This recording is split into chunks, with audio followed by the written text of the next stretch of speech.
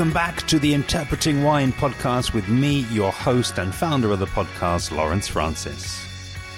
On today's episode, I sit down with the founders of the Ealing Restaurant Awards, Andy Gittens and Rebecca Hamano Cabot.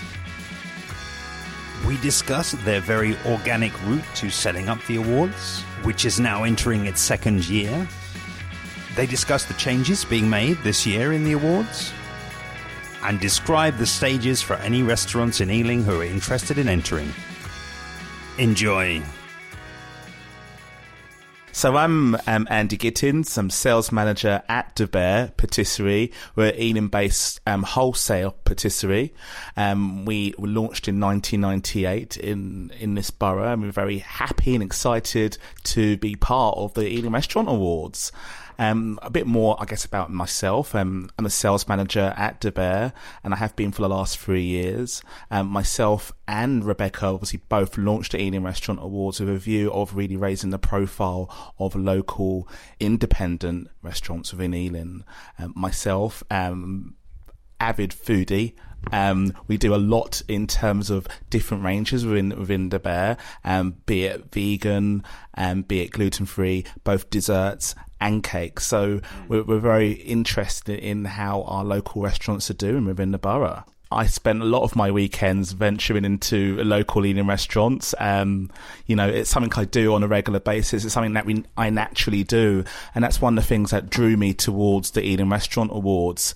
I actually come from very much a corporate background, and part of the reasons for me working within Ealing, working with my local borough, but also because I was very much interested in working with local independent businesses and restaurants. So that's what I do. On the weekends. So a couple of years ago, I retrained left my corporate life in tech, retrained in social media, and I had to set up a foodie campaign as part of my kind of coursework, which was Eat in Ealing. Finished my course and never dropped Eat in Ealing because it turned out to be something that was quite nice to keep running. I've always been a foodie. I've just never really put it on social media. So tweeting a lot, Instagramming a lot, mostly just me taking photos of a lot of food. And that's how I got to know Andy, because fellow foodie, local patisserie, obviously we made friends. We were sort of social media friends, really, weren't we, off the back of me running this foodie blog and you being sort of the Debaere guy. And we were tweeting one night on a tweet chat on the Ealing Hour tweet chat, and I think the 50 Best Restaurant Awards had just come out, and I put a tweet out there saying, why is Ealing not in the 50 best restaurants in the world? And Andy came back and said, why don't we set our own award up? And we did. That's how it started. We got together. This was summer 2018, last year. And we started planning just to see if anyone would be interested in turning up. Well, we had our reservations about whether anyone would want to get involved. But we did a lot of walking around restaurants, just dropping in, annoying the restaurant owners, asking them if it would be something they'd be keen to get involved in. And luckily, 20 of them said yes. So we said, okay, right, we'll sort of set this voting system up, let everyone know on social media, because we both got good followings on social media. And I remember you set the SurveyMonkey link up for the awards. Wow, that's how people were voting. And we had the free package. And I think that gives you something like 65 votes. And you said, should we buy the bigger package? Because, just in case. I was like, no, Andy, we're not going to get 60 votes. My God. I think in the first 2 days we had 200 votes. We ended up with 700 votes. So it turns out people were really into what we were doing. So then we then had a month's grace period after the voting happened. It was a 2-week voting period, we then had the awards, the actual awards where our winner won, and we had a lot of people attend, and it's turned out to be something that's it's a much bigger success than we thought it was going to be. And brilliant fun, so much fun. And it's been really, really nice as well getting to know the people behind all the businesses, because our aim for the Restaurant Awards was to get people into the local independent restaurants in Ealing.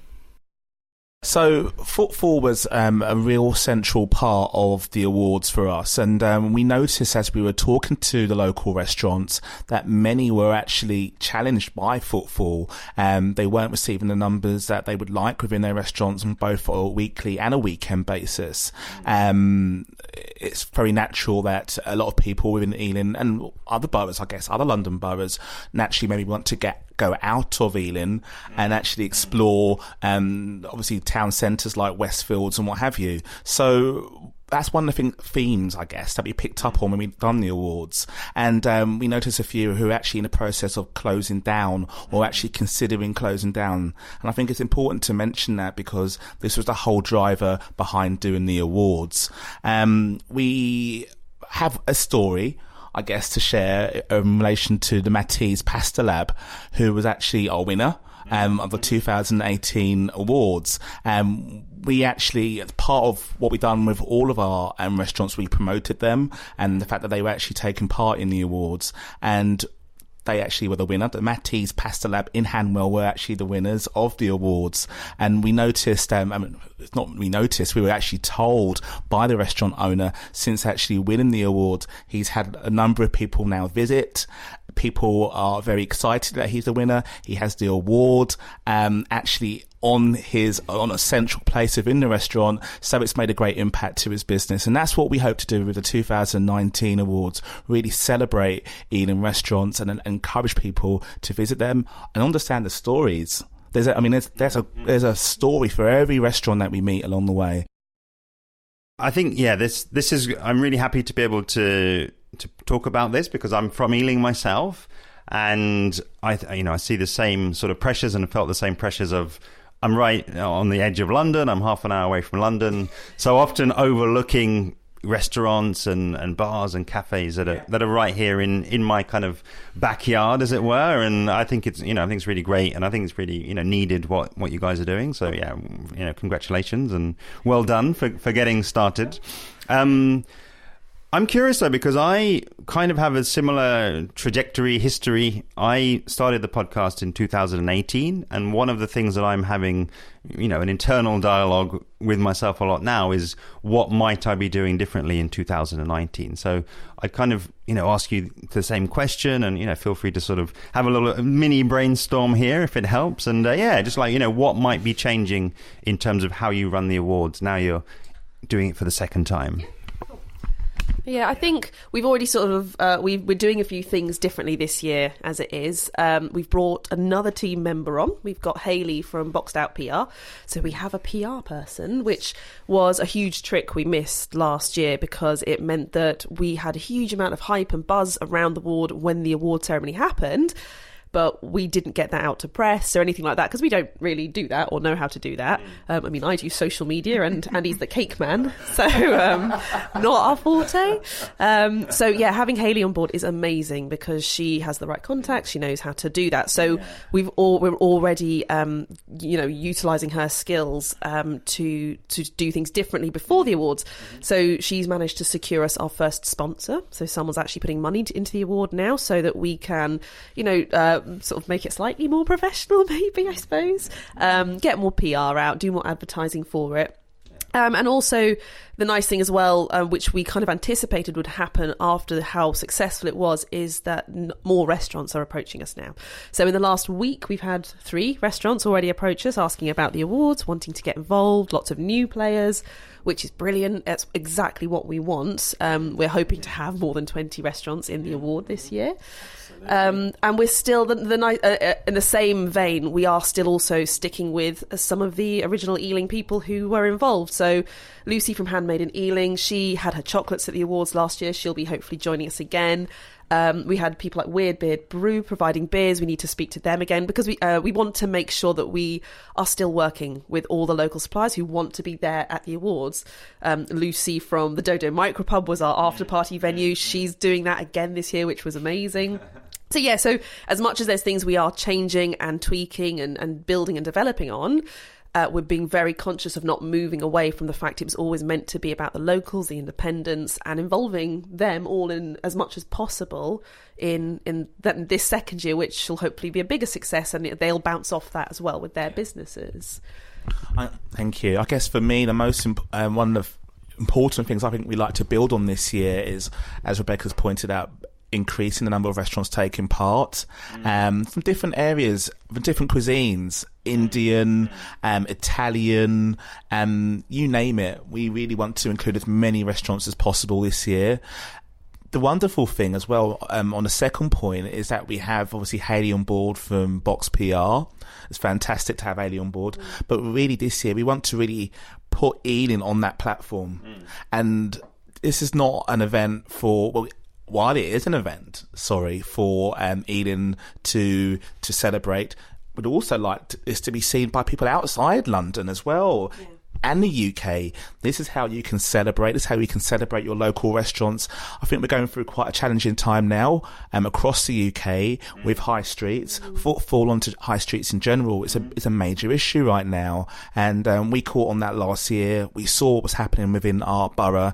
We wanted to see what we could do to raise the profile and to keep these restaurants going in terms of business, in terms of customers, and to prevent them closing down. So hopefully this podcast is going to reach the ears of some interested restaurants in Ealing. So imagine that I'm a restaurateur, I'm hearing about this for the first time, or maybe I've heard about it last year and I didn't put myself forward. Give me an overview of what are the sort of stages that are involved in the awards, and what am I kind of signing up to if I want to get involved? Thank you. So we tend to have, I guess, 4 central areas or 4 central parts to the whole award structure, and how we look at it.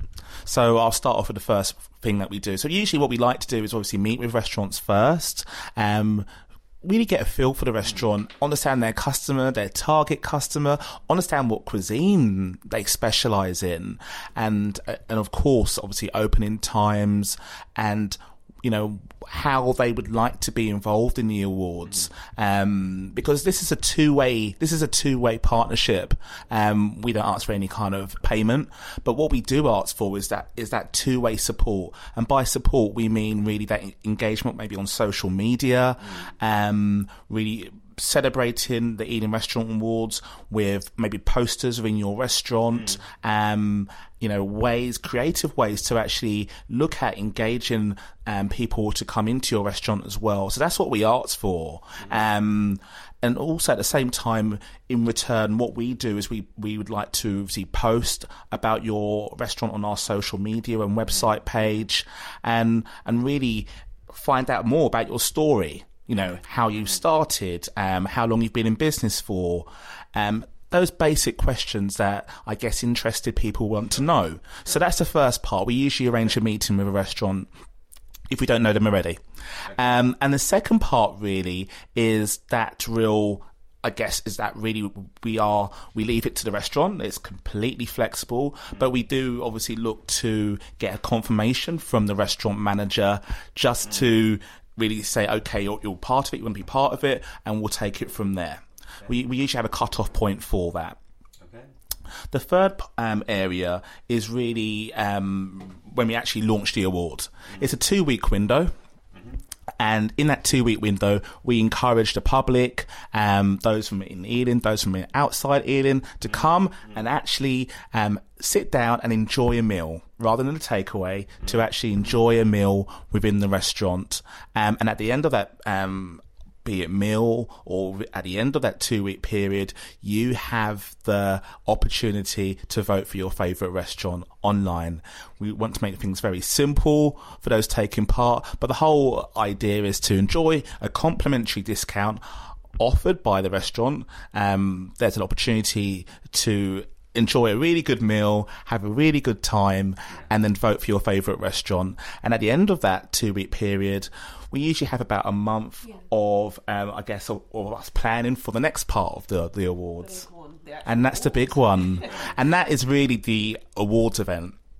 So we don't actually announce the winner of the Ealing Restaurant Award until the actual award event. It creates a lot of anticipation, and it did last year, and a lot of curiosity as well about who's actually going to win. So it's that period where everyone's trying to obviously find out a bit more if we know a bit more, but we like to announce it at the awards, and there's actually an award that a restaurant will win.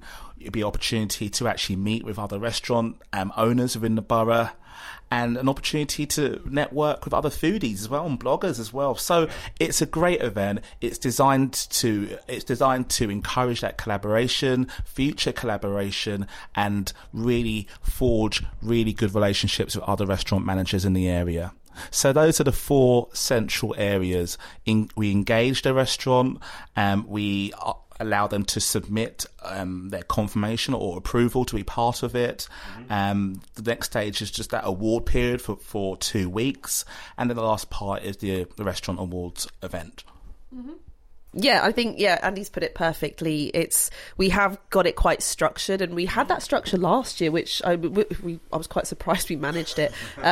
We sort of had the voting period sort of mid to late September, because we sort of wanted to make sure people were back from summer holidays, and they were we had the voting and the actual awards ceremony in that sweet spot between summer and kind of autumn, where nothing really happens. No one's skint yet because Christmas hasn't happened, and people are kind of gearing up for, okay, the nights are getting a bit darker and there's not a lot on, and actually this is a nice little blip in the calendar of, oh, this is a bit fun. And the awards ceremony turned out to be really, really important for the restaurants who came, because, as Andy said, it was a brilliant networking event. It was a chance for the foodies in the area, foodies in whatever way they might be, whether they're restaurant owners, bloggers. We had local councillors there. We had social media influencers there. They were all there, and it sort of, everyone fed off each other, and it boosted everyone in their own field.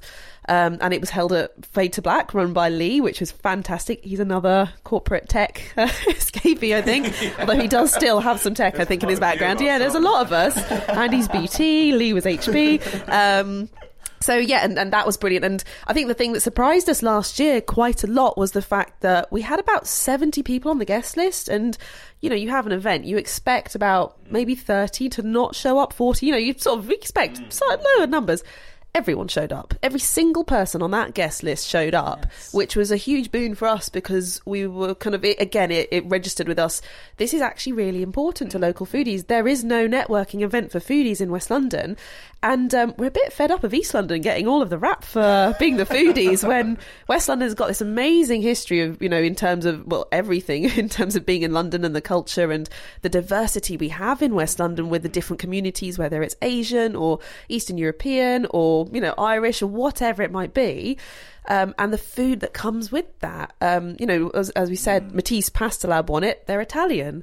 Grillville came second, and they're Polish, aren't they? The owners. Yeah. And then we had Pizza House come third. They're not Italian, but it's an Italian restaurant. Yeah. And then we had sort of, I think in a fourth place was Sidi Bou, which is Moroccan. It's Tunisian. So we have some real diversity in terms of the food in Ealing alone, let alone West London. And it'd be lovely to see this getting bigger, as Andy said, being a wider reaching thing, going further across London, going nationally, going internationally, whatever it might be. But just, it's a lot of fun, but it's also been really important for everyone who got involved with it last year. And we'd just like to see more restaurants involved and making the most of what is effectively just a boost to their restaurants and driving footfall into them. Thank you so much to Andy and Rebecca. As a West London boy myself, I'm very keen to see your initiative go on and become more successful. Please see below for the Twitter account where you can follow all the details from the Ealing Restaurant Awards, and of course to put yourself forward for consideration. As part of this special two-part series, next time I'll be speaking to Mariano of the Matese Pasta Lab, who were the inaugural winners of the Ealing Restaurant Awards. And of course, in the meantime, please follow along with me on social media. I'm at Interpreting Wine on Instagram and Facebook, at Wine Podcast on Twitter, and email hello@interpretingwine.com. See you next time.